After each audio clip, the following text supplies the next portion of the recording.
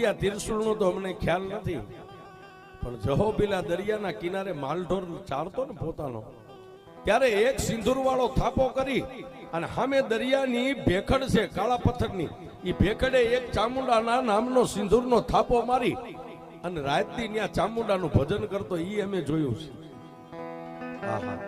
પણ ગીગા રાવણને એમ થઈ ગયું ભાઈ અહીં સુધી આવ્યો છું, મારો યજમાન નો કઈ નહીં, પણ એની દેવ તો ત્યાં બેઠી છે ને, લાવી દેવ પાસે જઈને થોડીક વાર ડાક વગાડીને માતાજીને રીઝવીને પાછો અહીંથી વી જાય. પણ આગળ આહિરના છોકરા છે, પાછળ ગીગો રાવળદેવ છે.